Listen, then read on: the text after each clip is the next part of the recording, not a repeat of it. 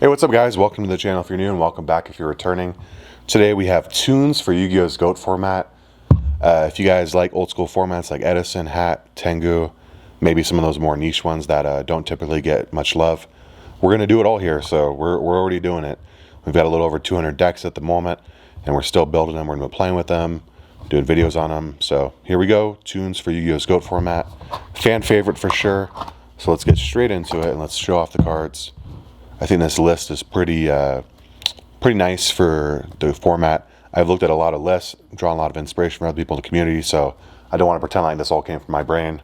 It's definitely a community project, and this is what I've taken from it, expanded upon it, and kind of made into what I think is optimal. All right, so we have three of the biggest one. We have Blue Eyes Toon Dragon, three of the second biggest one, Toon Summon Skull, and then we have three of the level 4, big level 4, we have 3 Toon Gemini Elf.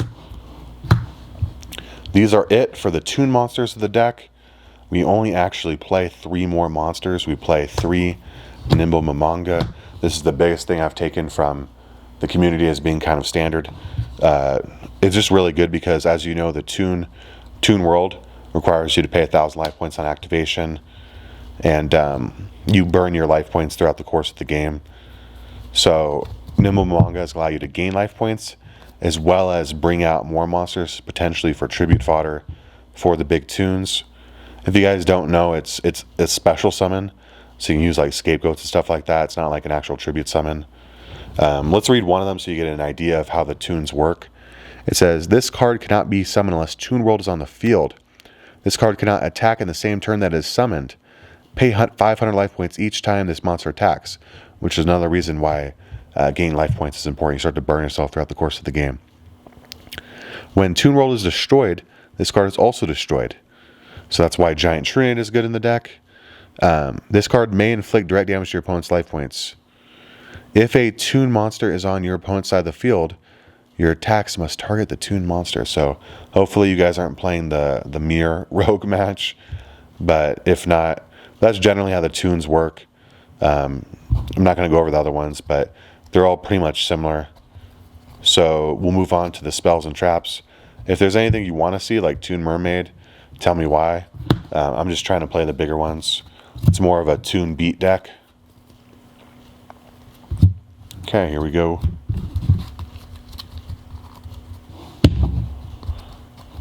To start with, we have to see this card. So we're maxing out on it. We're playing 3 Toon World. Toon World, like I read before, it says this card is activated by paying 1,000 of your life points. It's not a field spell. Like in modern Yu-Gi-Oh, there's Toon Kingdom, which is the field spell counted as Toon World. This is a continuous spell, and simply is just needed for the Toons. Very nostalgic card and artwork, so particularly happy playing this deck. Next up, we have 3 Toon Table of Contents. Absolutely insane card. The fact that it exists in GOAT allows it to be splashable in a lot of decks, especially decks that play like Toon Cannon Soldier that contribute that off to make Last Will immediately active. It's good for deck thinning. And for us, it's good for searching exactly what we need. It's basically like 6 copies of Toon World because we have to see the card. Next up, like I mentioned, the Toons summon out by special summon, by attributing. Scapegoat tokens cannot be used for tribute summons, but this is not a tribute summon, so Scapegoat works out phenomenally for what we're trying to do. You cannot summon the turn you summon the Scapegoats, so you have to summon this during your opponent's turn. Usually it'll be used as defensively, and then hopefully you have at least 2 tokens left to get off some tribute material for your Toon monsters, or you do it in their end phase, but remember to do it during their turn. Because we need a lot of tributes, we are playing 3 Soul Exchange. Soul Exchange will allow us to tribute one of our opponent's monsters, but we must skip our battle phase. Next up, we have 3 Giant Trinade. Giant Trinade serves a dual purpose for us. Remember, when Toon World is destroyed, it destroys the monsters. So it's ideal to get Toon World off the field once you get your monsters out. Otherwise, we leave them vulnerable to being destroyed by simple MST, Dust Tornado, Heavy Storm. So it's better to not have them on the field. And then also it allows us to clear the opponent's back row so that we feel safe attacking directly. Just getting off a lot of damage, OTKing them.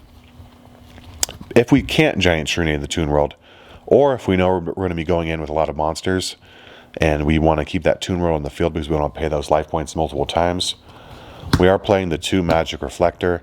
Magic Reflector is going to allow us to place a spell counter on Toon World, which will protect it.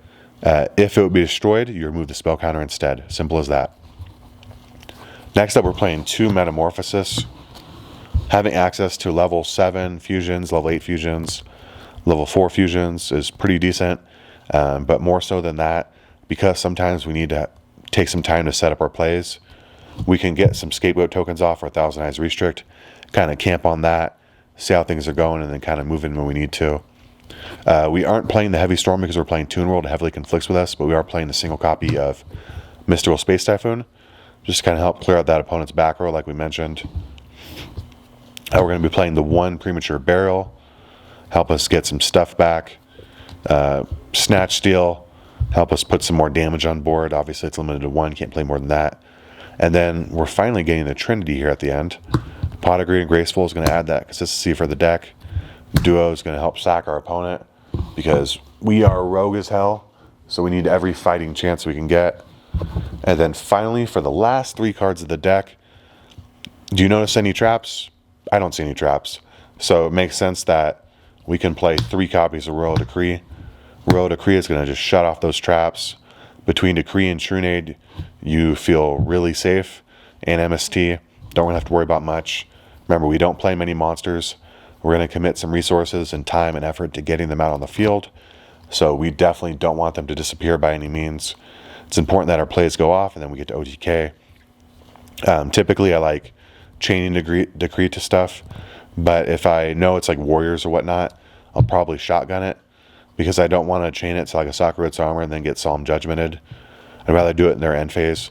That way we turn off Solemn Judgment for their turn. For our turn when it passes back, I mean. So yeah, that's it for the deck, guys. If you guys have any changes, let me know down below. Like I said, it's like a community project, so I'm always looking for inspiration in different places. And yeah, anything you would change, add, take away. And please give me reasoning too. It helps me learn. And lastly, before we sign off, if you guys like these alternative formats like Goat, Edison, Tengu, or Hat, please consider subscribing. Like the video, help us out. It's free of charge, obviously. And if you guys want to see any alternative formats other than the main ones, like Toss, Miami, YCS1, Trooper Monarch, any of those, let me know down below what's your favorite and which ones you want to see. All right, guys, we'll see you in the next one. Peace out.